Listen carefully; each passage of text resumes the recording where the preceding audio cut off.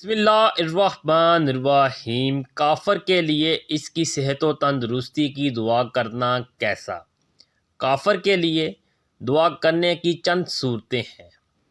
پہلی صورت یہ ہے کہ اس کے لیے ہدایت کی دعا کی جائے، یہ جائز ہے اور حدیث سے ثابت ہے۔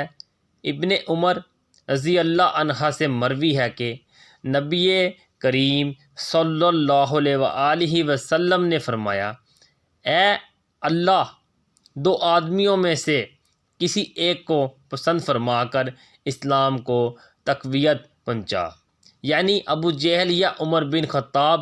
دوسری صورت کافر کے لیے مغفرت کی دعا کرنا تو یہ بلا اتفاق حرام ہے۔ اس پر اجماع ہے۔ پیغمبر کو اور دوسرے مسلمانوں کو جائز نہیں کہ مشرکین کے لیے مغفرت کی دعا مانگے، اگرچہ وہ رشتہ دار ہی ہوں۔ تیسری صورت کافر مریض کے لیے شفا کی غرض سے دعا کرنا جائز ہے، جبکہ اس کے اسلام لانے اور اس کا دل مائل کرنے کا قصد کیا گیا ہو، اور اسی طرح مرض کی حالت میں اس کی عیادت کرنا بھی جائز ہے، چونکہ حالت مرض میں آدمی کا دل نرم پڑ جاتا ہے اور حق قبول کرنے کی صلاحیت بڑھ جاتی ہے۔ اس مناسبت سے کافر مریض کی عیادت کرنا بے حد مفید ہے۔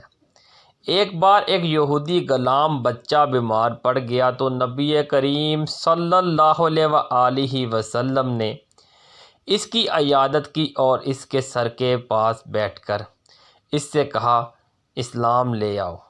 تو اس نے اپنے باپ کی طرف دیکھا تو وہ وہاں موجود تھا، تو باپ نے کہا کہ ابو القاسم کی اطاعت قبول کر لو۔ بس اس نے اسلام قبول کر لیا۔ آپ صلی اللہ علیہ وآلہ وسلم وہاں سے نکلے اور کہہ رہے تھے کہ بڑائی ہے اس کی جس نے اس کو آگ سے نجات دی۔ اسد اسلامک ویوز ویڈیو کو شیئر لازمی کریں، ایک بار درود شریف پڑھ لیں۔